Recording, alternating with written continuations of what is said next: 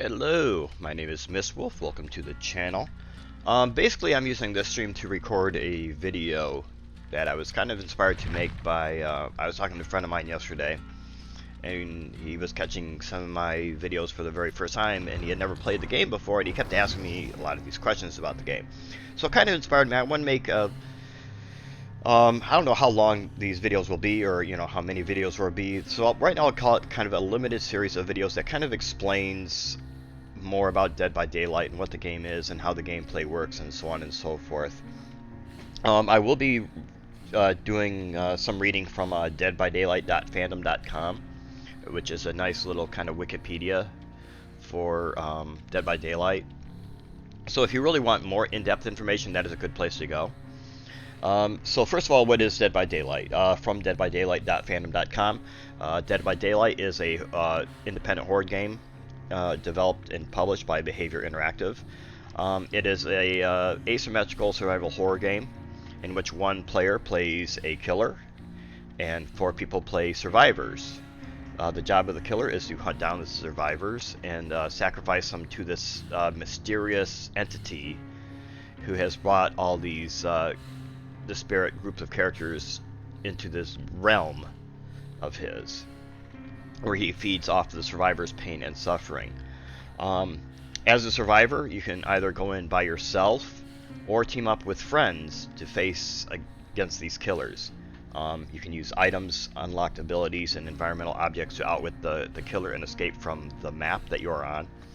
And each match is set in generally procedurally generated maps. You never know for sure what map you're going into until you actually load into the map. Some maps favor survivors, some maps favor the killers, and some maps are kind of a little bit in between. The killers come from several different horror genres, including brutal slashers to terrifying paranormal entities. Each killer has unique powers and abilities. So let's talk about the survivors a little bit.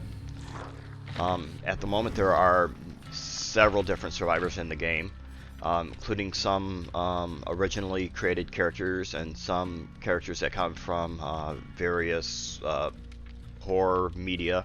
Let's talk about the licensed characters first. First of all, you got Bill Overbeck from Left 4 Dead. You got Laurie Strode from the Halloween series. You've got Quentin Smith from Nightmare on Elm Street, which I should also point out, the Nightmare on Elm Street chapter, this is the remake that they did back in like 2010-ish, I want to say. You've got both Nancy Wheeler and Steve Harrington from Stranger Things.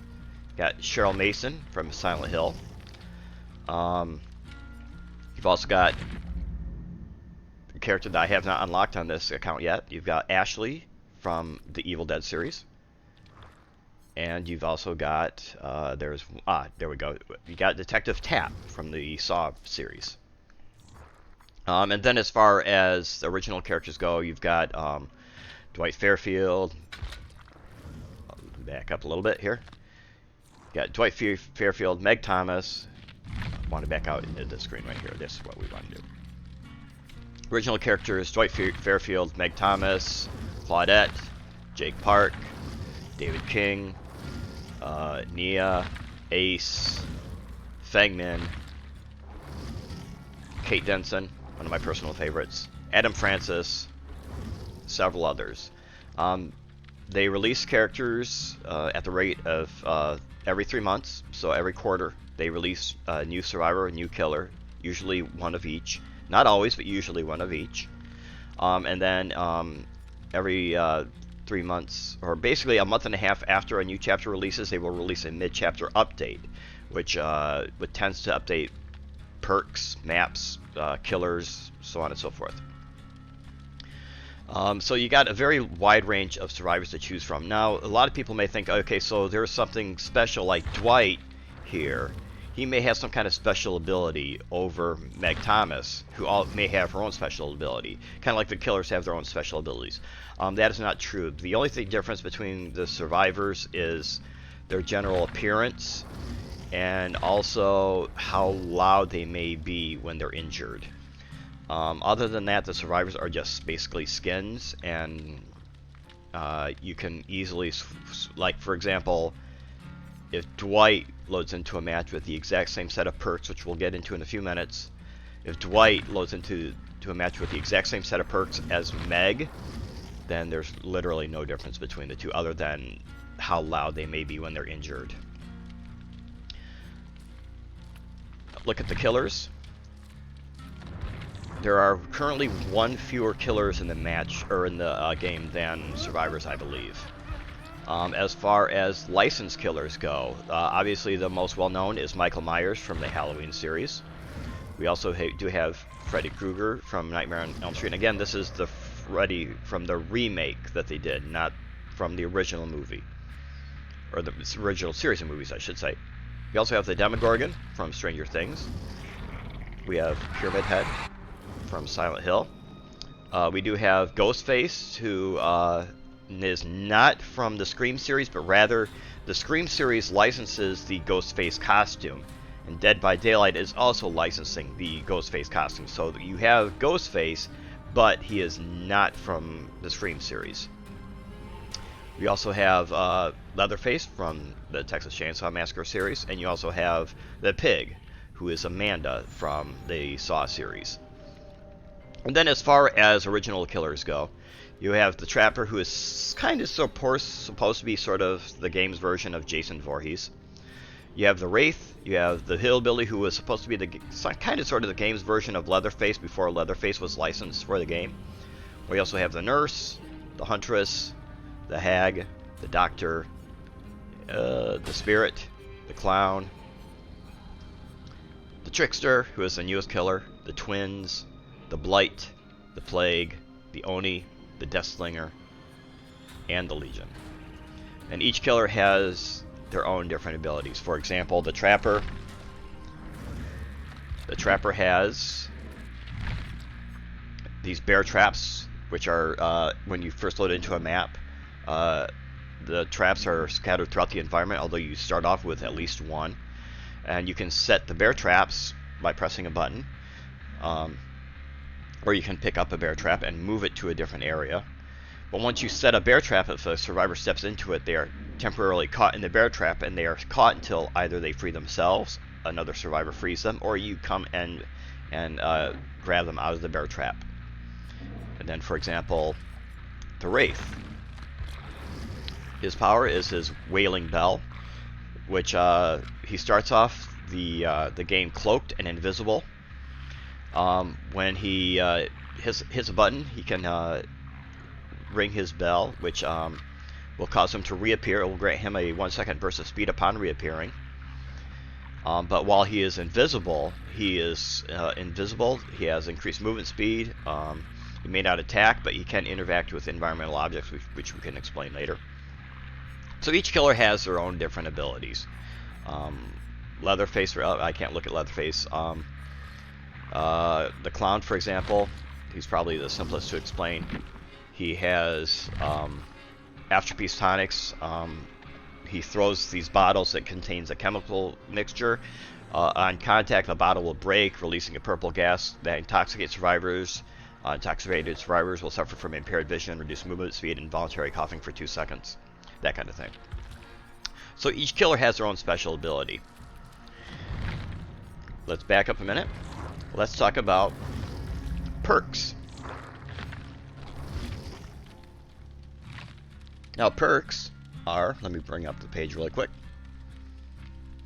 Perks are these items right here.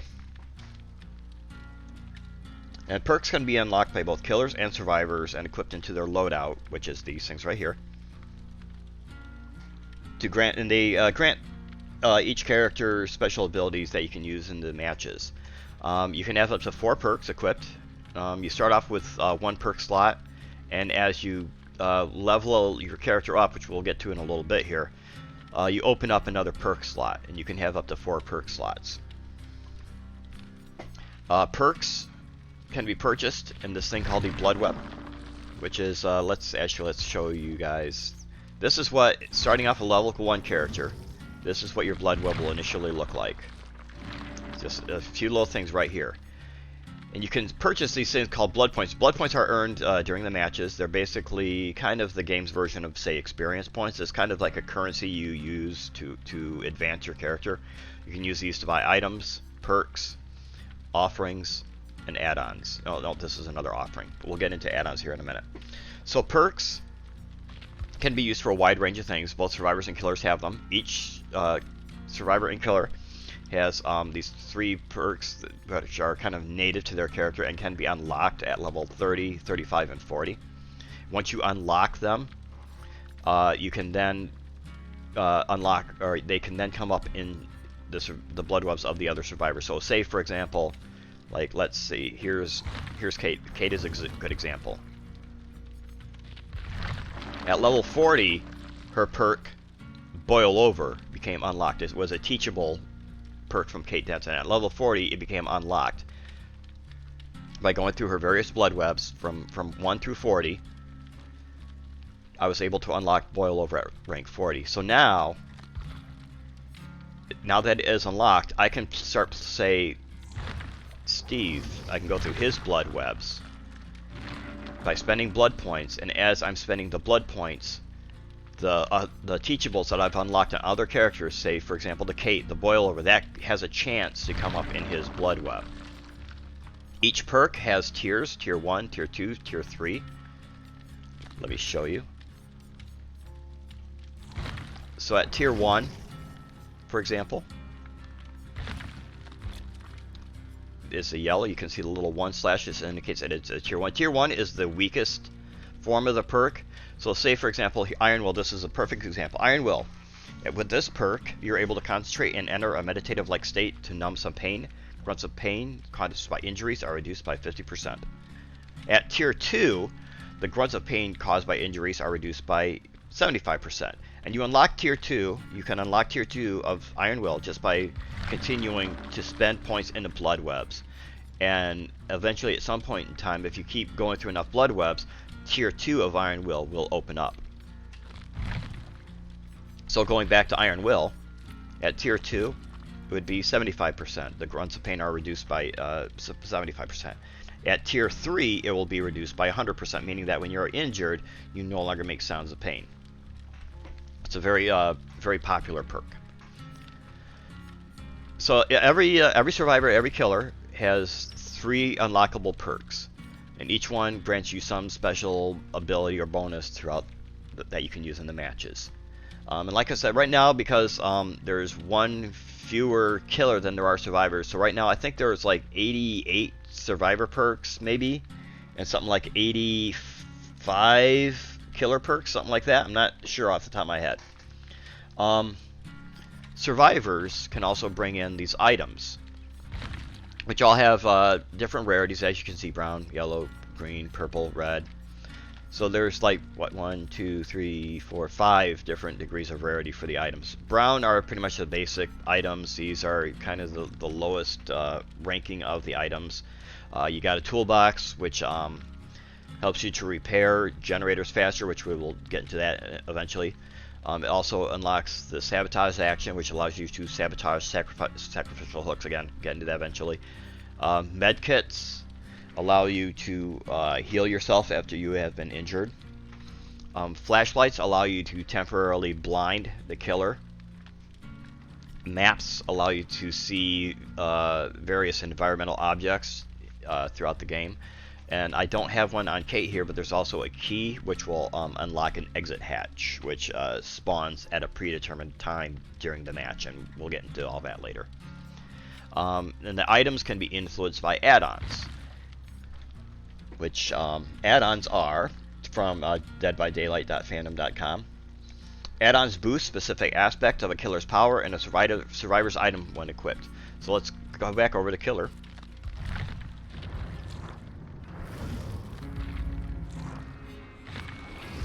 So say, for example, Trapper here, he has 2 slots of add-ons for his power. And I'm sure he's got something in his blood. Sure enough, here's 2 examples, because there's 2 repeats. Here's 2 examples of add-ons that can be used to influence the Trapper's power. if I put this add-on into that one of his add-on slots, it would slightly increase the bear trap disarm time, because survivors, when they see an armed bear trap, they can try and disarm it. Or I could also put this one into the other add-on slot, which survivors caught in a bear trap suffer from the hemorrhage status effect until healed. Hemorrhage basically just means you bleed more profusely during the match, which makes you leave. Puddles of blood makes you easier to find. So each killer and each survivor has 2 add-on slots. The killer's add-on slots influence their power. The survivor's add-on slots influence the items that they bring into the game. Survivors cannot put add-ons into their add-on slots if they do not have an item equipped. So say, for example, if I did not put an item into this slot, I cannot put an add-on into either of these slots, which is why all these are grayed out. I would actually have to equip an item, and then I would have a chance to equip an add-on, which would influence the toolbox in some way. Well, let's talk about offerings. One of the other things you can also put up is an offering in the game. And the offering is something that comes up in the blood webs also. And offerings influence the maps or grant a special ability or reward. So say, for example, let's look at Kate's offerings right here. There are 3 tiers of offerings. Oh, sorry, 4 tiers, because there are purple offerings too. I just don't have any on Kate here. You've got the rare, you've got the uncommon, and you've got the common. These offerings here, these can influence the placement of items on the map, specifically Killer Basement and the hatch, which we'll all get into at some point in time. You also got offerings that can influence how thick or how not thick the dark mist is on each map. Makes it a little bit easier or more difficult to see. You've got an offering which will increase luck, which is something that can be used to influence actions during the game. For example, the ability to find a different item or a better item in a chest, and that kind of thing. Which, again, we'll get into like maps and stuff in a little bit. I got an offering here. I could put this up, and then when I load into a match, I will start the match as far as possible from the killer. Or if I wanted to go to a specific map, let's say I had a hankering, I wanted to go to Haddonfield, which is the area that took place in the first Halloween film. This is where Michael Myers stalked and killed, Laurie Strode's friends. Or if I wanted to go to the Gideon meatpacking plant, which is a central location in the first Saw film and had some action in the second Saw film, maybe even the third, if I remember right, I'm not sure. Or if I wanted to go to the Hawkins National Laboratory, which is where obviously they released the Demogorgon, that kind of thing. Or I can also, if I want more blood points, there's also several offerings which allows you to give yourself more blood points, which is, again, is the reward at the end of the match. So I could put up this bound envelope, which would grant 25% bonus blood points in all categories to all survivors. So that would be kind of a nice little gift to my fellow survivors in a match, is some bonus blood points for all of us. There's also the archives, which are regularly added. These regularly come out, and basically they hold on, I'm trying to find this on deadbydaylight.fandom.com. They offer new goals for players and allow for a more narrative experience, further expanding the Dead by Daylight universe. There are such rewards, mostly cosmetics and charms, but the other thing is that there's also these challenges that you can do, both as survivor and as killer, which grants you bonus blood points, and also more rift fragments, which you can then use to collect more charms and more cosmetics. And these are updated, like this one will close in 52 days, and then I think it's like 3 to 4 weeks after that another archive will open up. So you will also see a lot of survivors and killers trying to do these challenges in the rifts. Or you also, every day, you get a new daily ritual. And these can be both killer or survivor. Let me bring that's right up there. This changes at about 7 p.m. Eastern, I believe. And right now, I have you can have up to 3 daily rituals kind of in your queue. After that, no more will be added. if I didn't want to do one of these daily rituals, I could always delete it right here. But right now I've got like 3 killer ones. So say, for example, if I was playing the Doctor, I would want to hit a survivor with the shock therapy attack 4 times, which is his special power. And once I did that, I could then turn in this daily ritual and get 30,000 blood points. You can turn in as many daily rituals. You can, like, if I did all 3 of these today, I could turn in all 3 of these for bonus blood points. Otherwise, he's just sit down here. I will get no further daily rituals added to my screen. I only get a new daily rituals added once per day. So even if I wiped out all 3 today, I would not collect another one until after the daily ritual reset, which, like I said, I believe is right around 7 p.m. Eastern. Okay. I believe that covers everything. So why don't we go ahead? We're going to load into a match. We'll load into a match as a survivor, and I'll kind of walk you through everything. I'm going to not have any items. I will, however, I'm going to put on a med kit. And I will influence, I'm going to put on a med kit, which has 16 charges, moderately increases the speed that I heal others, but more importantly, unlocks the self-healing action. I will then modify it with bandages, which is adding 8 charges to the med kit, so I will have 24 charges total. And I will also put on butterfly tape, which slightly increases the healing speed. I will we'll put on a sealed envelope, so I will get 25% bonus blood points in all categories, and we'll kind of go over that at the end of the match. For my perks, I'm going to have Windows of Opportunity. This is a Kate Denson perk, which allows me to see the auras of pallets, breakable walls, and vault locations, which we'll kind of go over during the match. I'm also going to have Spine Chill on, which I will get notified when the killer is looking directly in my direction and is standing within a 36-meter range. While active, skill check trigger odds are increased by 10%, with success zones reduced by 10%. We'll go over that during the game, hopefully. While Spine Chill is active, though, my speed while repairing, sabotaging, healing, unhooking, vaulting, cleansing, opening exit gates, and unlocking is increased by 6%. So basically I do everything faster while a killer is looking at me. I'm also going to have Kindred on, which is basically my most favorite perk of the entire game. While I am on the Sacrificial Hook, all survivor auras are revealed to all other survivors, and if the killer is within a 12-meter range, the killer's aura is revealed to all other survivors. And this last part, this is the second paragraph. This was the most recent addition. This was added on maybe about a year or so ago.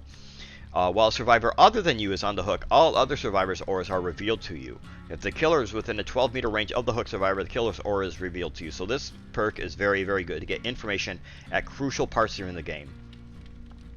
And I'm also going to have Resilience. I'm motivated in dire situations. When I'm injured, I'm given a 6% additional speed when repairing, sabotaging, healing, unhooking, vaulting, cleansing, opening exit gates, and unlocking while injured. So basically what's going to happen is when I'm injured, I will be able to do things faster.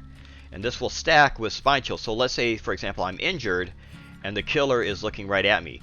I'm going to get a 6% boost in speed when whatever I'm doing from Spine Chill, and I will also get a 6% speed boost from Resilience. So I'll get a nice little 12% speed boost when I'm injured and the killer is looking at me. So we're going to go ahead and ready up, and we'll go ahead and go on into the game.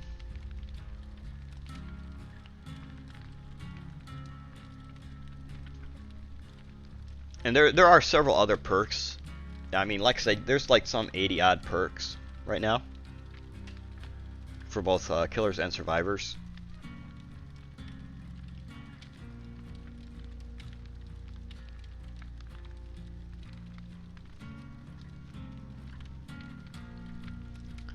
This game is available on many platforms. It is available on PC. It can be bought either through Steam or Windows Store. It is also available on both Xbox and PS4 and 5. It is also available on Switch, Stadia, and mobile platforms. But mobile, I don't believe, can play with regular PC people. Or there is crossplay involved. So, for example, this person here, the little global symbol next to the name, they're playing on a platform other than Steam, so they might be like a PlayStation person, or it might be an Xbox person. Okay, now loading into the match here like this, I do not know who the killer is. I have no idea who the killer is. I don't know what map we're going to. Everything is going to be an unknown until we get further into the match. And hopefully the killer will leave me alive long enough while I just kind of want to show off some things. Hopefully the killer will leave me alive. And unfortunately, I have no way of communicating to the killer what I'm doing. Now, this is the offering screen. This screen will show you what offerings were put up by the survivors and the killer. There are some offerings which will not kind of flip over to reveal themselves, and in general, those are bad for one party or the other. Like if a survivor offering does not flip over, then you know the killer, it could be bad for the killer. If the killer's offering, if the killer put up any offering, it's always the very last one, from going from left to right. It's always the very last one. If the killer put up an offering and it does not flip over, then chances are it's very bad for the survivors.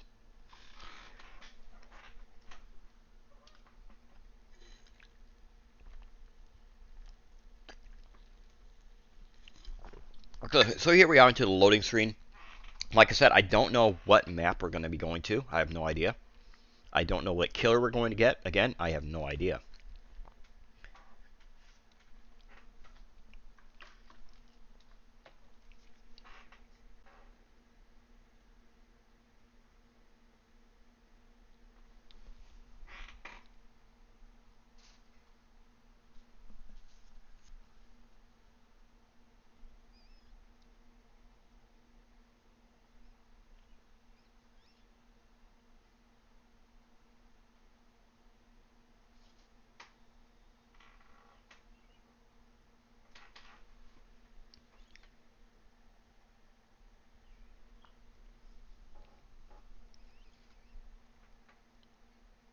And for some reason, it's taking a bit longer now to load into games. I've noticed that. Other people have noticed that. It's like, what is going on? Why is it taking so much longer now to load into games? Because before it didn't never really seem to take this long. Okay, so this map is called Ormond. This is the map that was released when Legion came out. Okay, so the goal of the survivors is to fix 5 of these generators, which is this thing kind of straight ahead that those 2 people are working on. We need to fix 5 generators, which you can see the number in the lower left-hand corner next to kind of the little square box thing, the number 5. We need to fix 5 of these generators to power up these exit gates so we can leave the map. In the meantime, the killer wants to hit us and put us on the sacrificial hooks right here. The sacrificial hooks will sacrifice us to the entity. The sacrifice is not made immediately. What happens is the first time we are placed onto a sacrificial hook, well, we'll probably see it at some point. I won't get too much into that. But basically, the killer's goal is to make sure we all end up on a sacrificial hook, and that we are eventually sacrificed to the entity. This killer is the Plague, which was released about 2 years ago, I believe. Her special power is basically to infect people with a sickness. Now, let's talk about the tools that the survivors have to evade the killers. Survivors have several tools at their disposal to evade the killers. The first is a vault location. You can kind of see it straight ahead with my windows of opportunity. If the Plague was chasing after me, and I was running away from her, I could come over here, I could do a fast vault, which I don't want to do because I would bring the might as well. What I would do a fast vault like that. I may be able to evade the killer like that. Okay, here's the killer chasing me. I'm also going to throw down a pallet, which will temporarily block the killer's path through there. Okay, now that was just a basic attack. Most killers can basic attack you, and you can take 2 hits from a basic attack. First hit injures you, like I am now. The second hit, which is going to happen here in a minute probably, or not, the second hit will leave me downed like that. And now the killer is going to take me to a sacrificial hook. You'll be able to see the first phase of the sacrifice. Right here, sacrificial hook. And now, right now, the first phase is just I'm just hanging there. I've got my Kindred perk going so that I can see. Well, you can see the auras of all the survivors anyway, but the other survivors can see the auras of each other as well.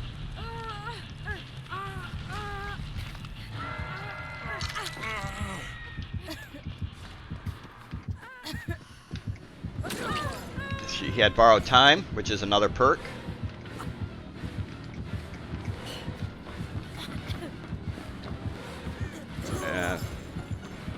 She is what's called tunneling.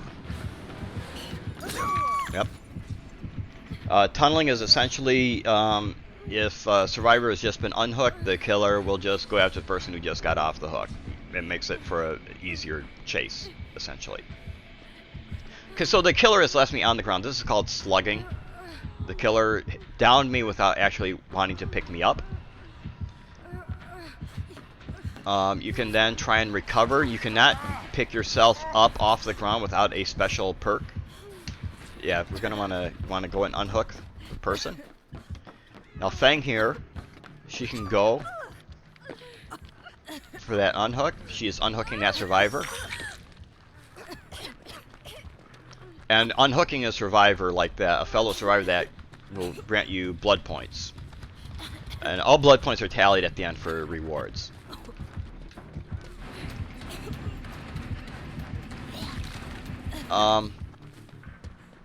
So, like pallets, as we were briefly talking about, pallets we can throw down, which will temporarily block the killer's path. The killer can either then break it or just leave it down. This is what is called the Killer Shack. The Killer Shack is present on most every outdoor map. Not all of them, but most every outdoor map. The Killer Shack is a place where you can try and loop. A killer looping is basically trying to run the killer around and evade their attacks. And it's a strong point because you got a vault here and you got a pallet here. And a very talented survivor can make very full use of the Killer Shack. Let me show you the killer basement. Most every map is going to have a killer basement. In fact, I can't think of a single map that doesn't have a killer basement. The killer basement is this right here. It can either be found in the main building or it can be found in the Killer Shack. And the killer basement has 4 permanent hooks right here. It only has 1 point of access, which makes it a very rare, risky rescue attempt for survivors. Another way a survivor can attempt to evade a killer is these lockers here. They can hide in a locker like this, but a killer has a chance of finding them, but it takes some time to search through a locker. Okay, let's let me go ahead and with the plague, you have the option of cleansing your sickness, but it can feed into her power. That will come up as you play the game.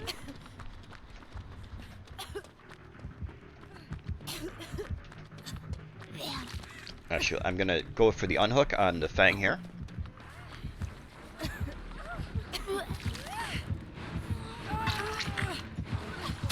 Yep. See, this is actually... Notice how, like, the first time she puked on me, I just got sick. Us cleansing ourselves of our sickness actually just gave her the puke, which is called corrupt. And it can allow her to strike you down from a distance as opposed to actually having to chase you. So this is now the second phase. This is called the struggle phase. While I am in this phase, I have to keep clicking a button or a key to make these skill checks to stay alive on the hook.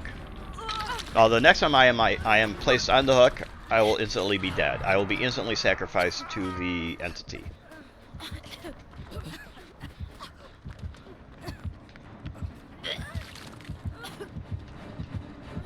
Are you kidding me? So again, she's tunneling. Again, tunneled me off the hook. Went for the easy down as opposed to going for someone else. And now she's going to get me out of the game. The game will be over. taking the time to take me down to the basement, which is a kind of a poor choice from her. That is a sort of basic gameplay from a survivor perspective. You want to do gens. You want to do 5 gens, enough to power up the exit gates so that you can leave.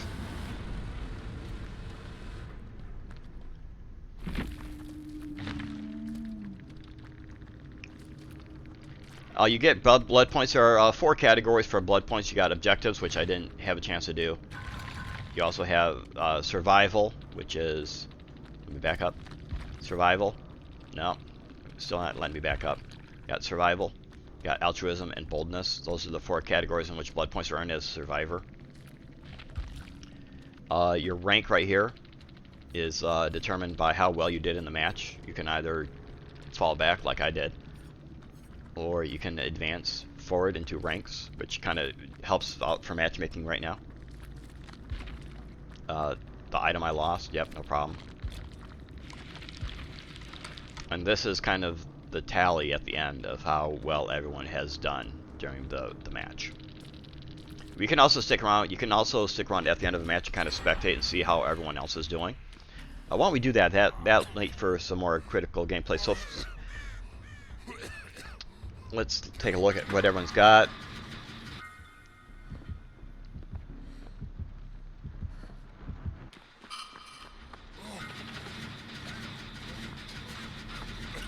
Okay, these 2 are going to pop gen number 2.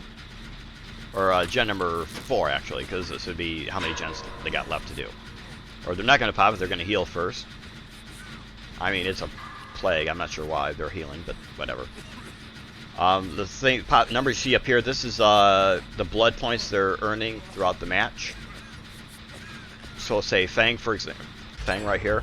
She just got 50 blood points for a good skill check, and then she got 500 blood points for healing Bill.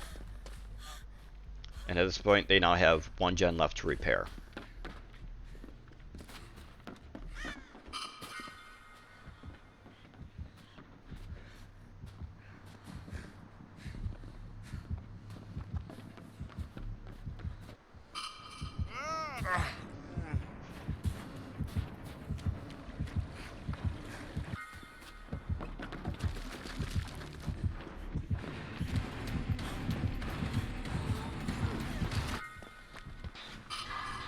Okay, Bill right here working on the last one. As you can see, he got a great skill check, which the little skill check window, the little kind of solid bar, that's considered a great skill check, and it advances your progress more than a good skill check would. And he got 300 blood points for that, which is more than you would get for just a good skill check. And all that will be tallied up at the end of the match and rewarded. Now, as you can see, that was a nice little vault from Fang. That's, again, how you evade the killer, is by doing the vaults at key locations.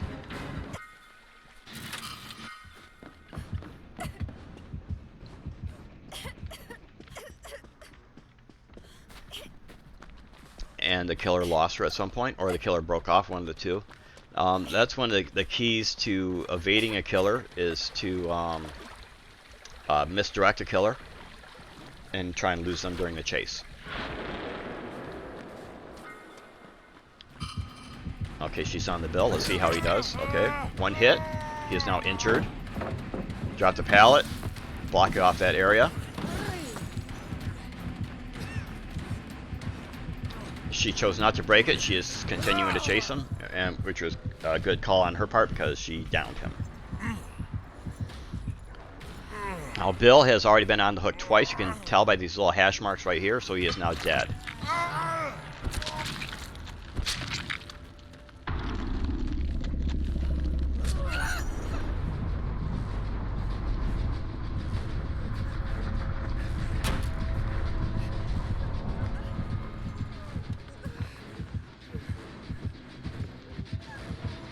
Claudette dropping pallet, but Plague was smart and did not try and chase him around onto this side right over here. Into the killer basement. This person is Claudette, has already been on the hook twice, and she is now dead. So that just leaves the Fang. So now when the last person dies, that is the escape hatch right there. When the last person dies, this hatch open, or when there's only one survivor left on the match, this hatch will open up, and the Fang can then escape. Okay, so that's survivor gameplay kind of in a nutshell. That escape hatch that spawns at a predetermined time. There's a couple different times during the match where it might spawn and become visible, but it doesn't open up until there's only one survivor left on the map, or one of the survivors brings in a key, which I briefly mentioned during the first part of the match.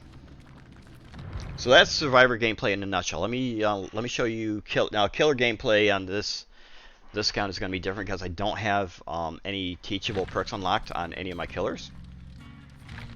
So you're going to be seeing very, very, very basic killer gameplay. We will start off with, let's start off with Mike. Michael's a really good, solid choice. I'm going in with Tier 1 on Save the Best for Last, and what this works is I become obsessed with one survivor. I earn a token for each successful basic attack that is not dealt to the obsession. Each token grants a stackable 5% decreased successful basic attack cooldown, and I can earn up to 8 tokens. If I hit my obsession with a basic attack, then I lose 4 tokens, and that 4 tokens, that goes down at tier. So at tier 2, I would lose 3 tokens, and at tier 3, I would only lose 2 tokens for hitting the obsession. Now, I'm just going to go in with Save the Best for Last. I have no add-ons, I have no offerings. Just go in with Michael Myers here, and I'll show you just very, very basic killer gameplay.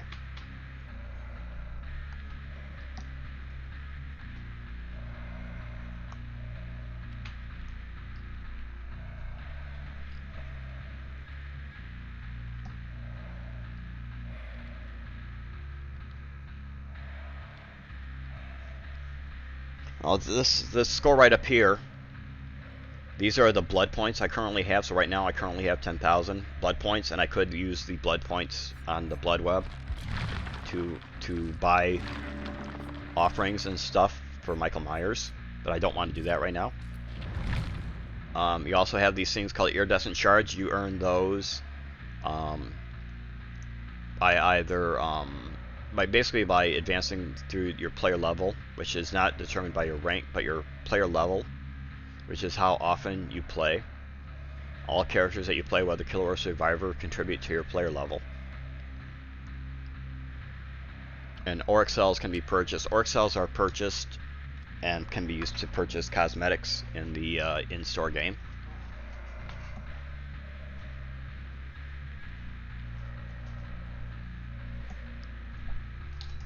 Actually, I said that backward. That would be in-game store, not the in-store game.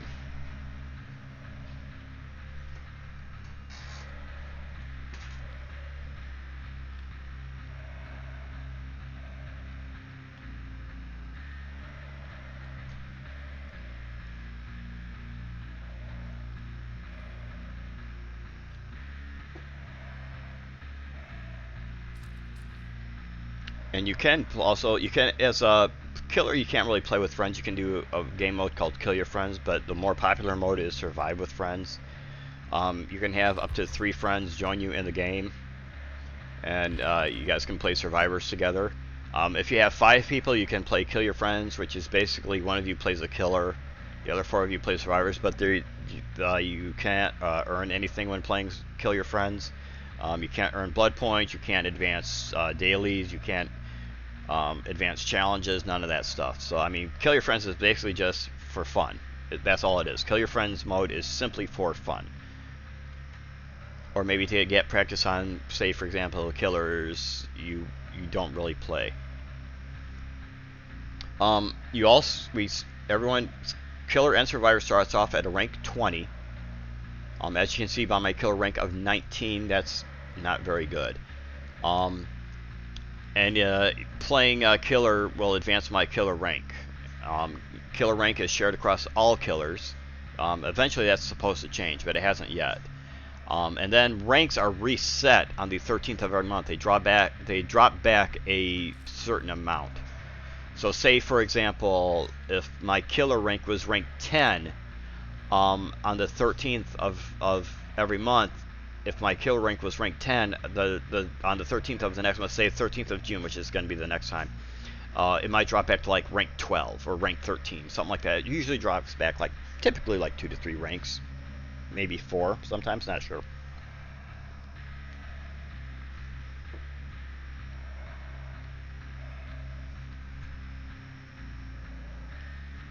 Matchmaking is taking a little bit. It's probably what happens is matchmaking should want to find me people who are within my rank, who would be theoretically close to my skill level. At 19, I'm not going to be a very good killer, so it's probably it should technically be trying to pair me with survivors who are close to my skill level.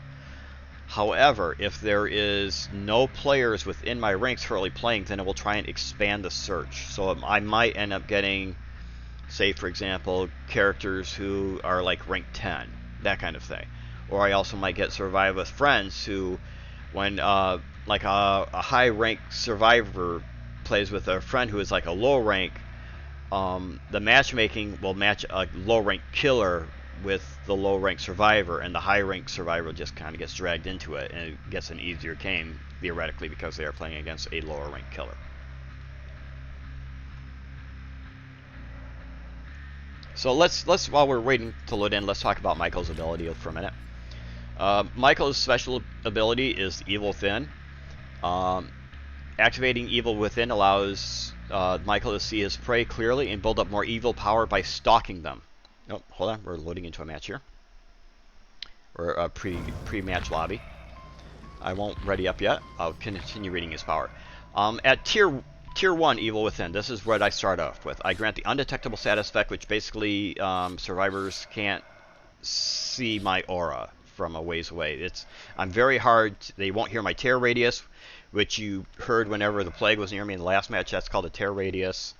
I'm very hard to detect.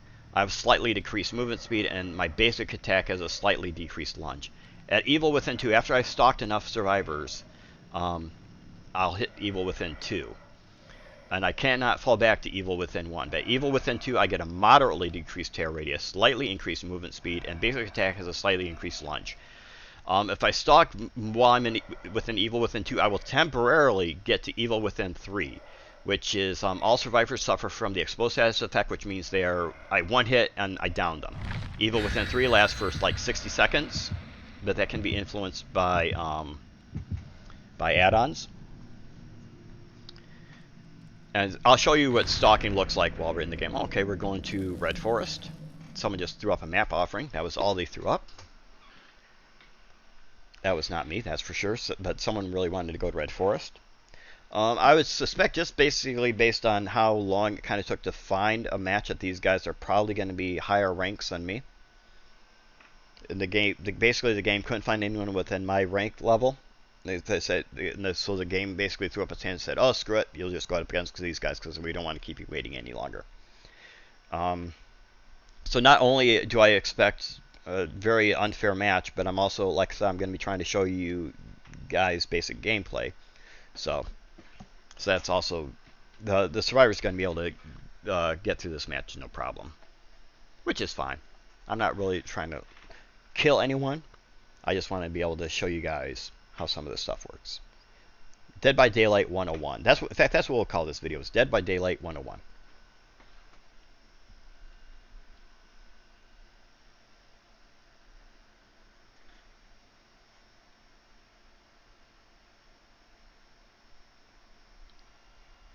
Again, if no one had thrown up the map offering, I would not know what map we're going to.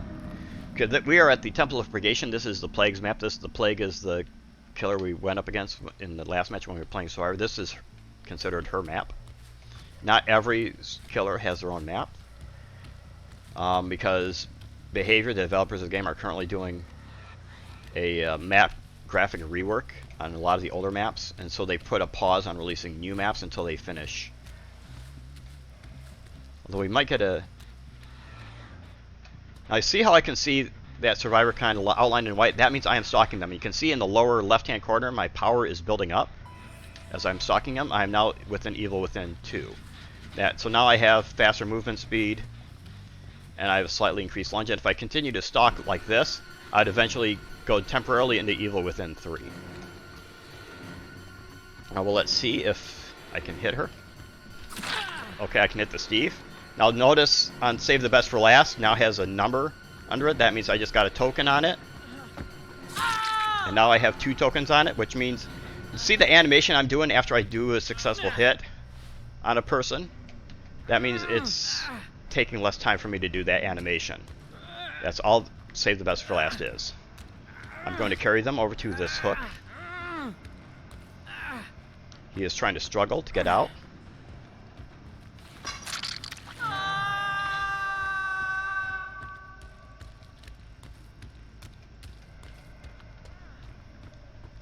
Now, as you can see, I can see the auras of all the generators, which makes it easy to figure out where the survivors might be.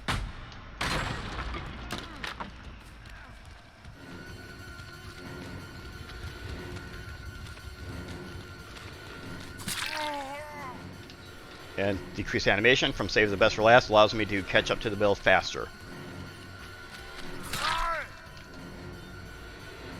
He wanted to try and throw down the pallet, but I was blocking him from doing that, which made it very easy to get him. Steve gave up on Hook. He apparently didn't want to play, which puts the Bill and the 2 Megs in a very bad position, because now it's just those 3, and they still have 3 gens left to do. It's going to be very difficult to do.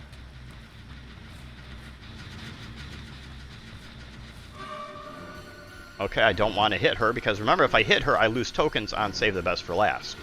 So I don't want to hit her. Now, hitting me with a pallet like that stuns me briefly.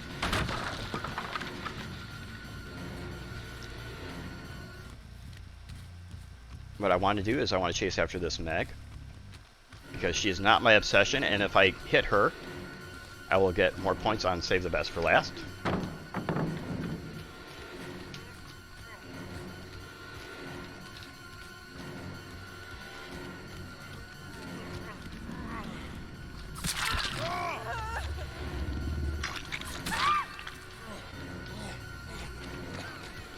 I'm going to let the Bill go.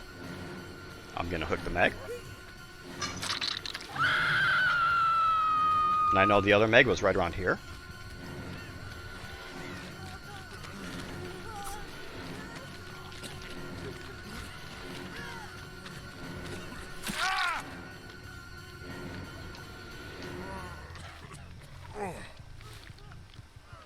And we'll go and take the Bill over here.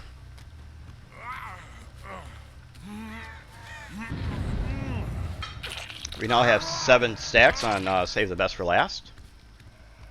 So they've got 2 survivors left and 3 gens. So we're in a good spot.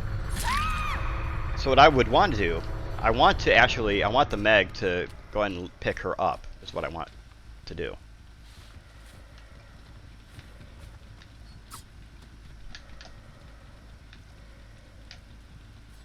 Now, typically I would not play in such a friendly fashion, but I'm just trying to show you guys the game. So I'm going to show her that I'm friendly. But basically what I'll do, I'm going to come over here. I'm going to hit a gen.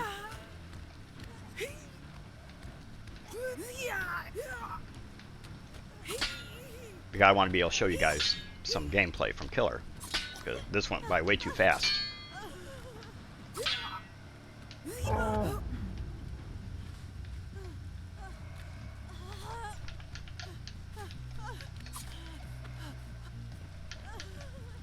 Okay, what I want to do, I want to find the Megan. I want you guys to see what it's like to be blinded by the flashlight, because I know she has a flashlight.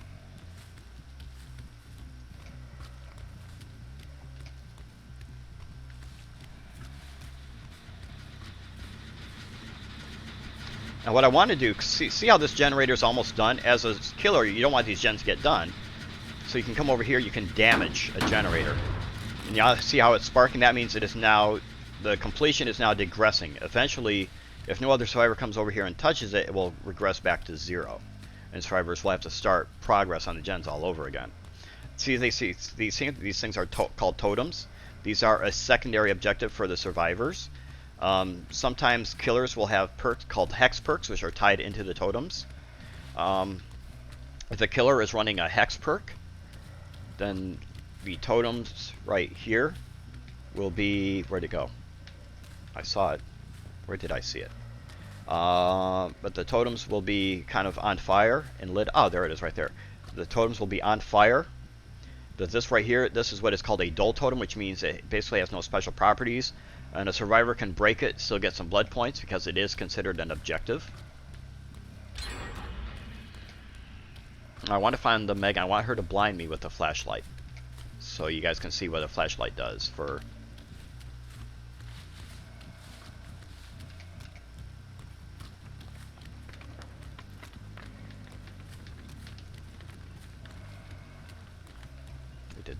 This is what searching a locker looks like. I didn't want you. That's what searching a locker looks like, and finding a survivor in a locker.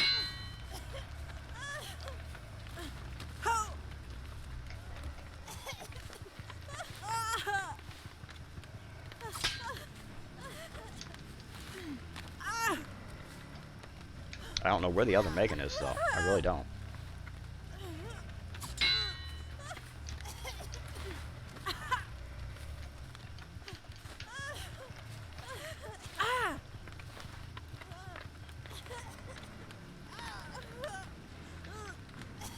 Okay, well, I guess we'll just carry her around on our shoulder then. Find the other Megan.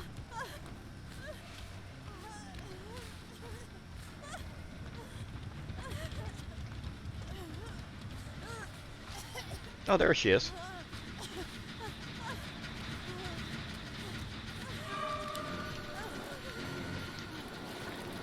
That's what a flashlight blind looks like. Notice how I'm temporarily stunned.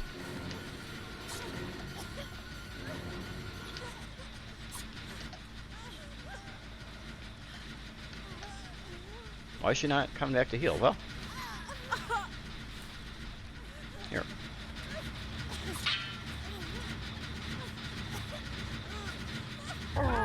There you go.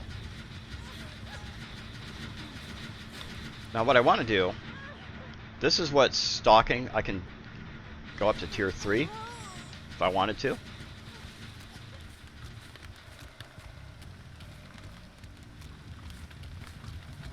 I don't know where the other Megan went. I'd really like to find her though. Notice I'm like barely, like one little quick stalk away from hitting evil within tier 3. Like that. And notice that that Meg was just instantly one shot down. So if I really wanted to, I could hook this Megan right now. In fact, I will. I'll go and hook this Megan. We'll let the other Megan come and get the save. Let her get some altruism points.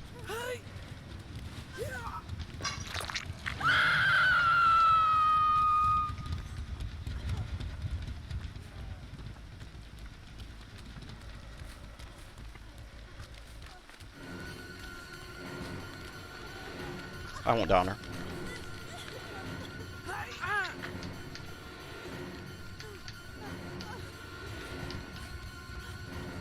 Coming over here, finish the gen. I'm just being nice to these guys.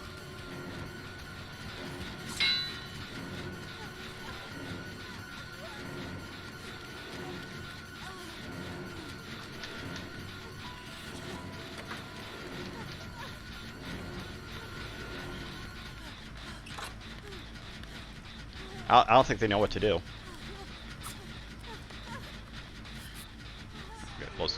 Stalk. Notice how the red bar is going up on my evil within again. Notice the one Megan is all red. That means I've completely stalked her all I can. Like the only Megan I can stalk is the one that's doing the healing. Now notice there's an exit gate right here. Once this last gen is done, then I will be able to see this box light up for the exit gate. In fact, here's the hatch. This is what the hatch looks like when it's closed.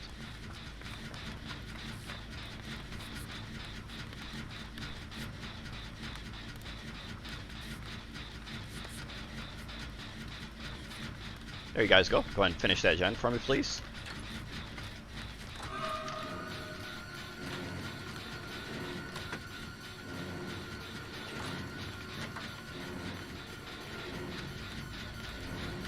Finish the gen for me, please.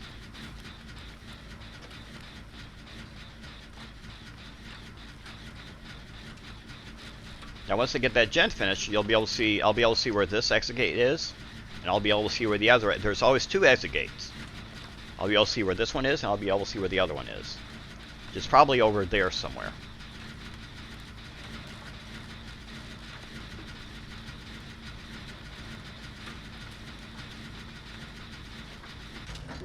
See, I can see right there, the other exit gate is straight ahead, this one is right there.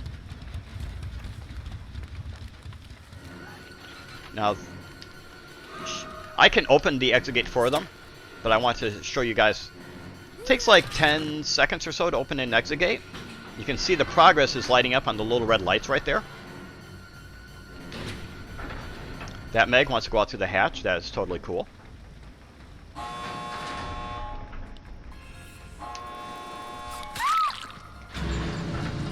We'll let this Meg leave.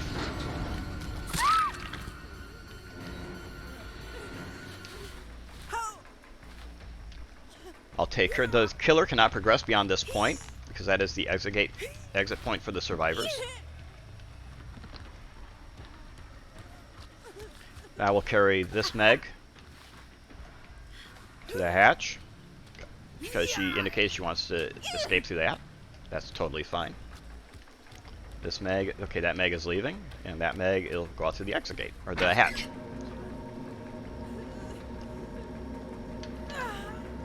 That is basic killer gameplay.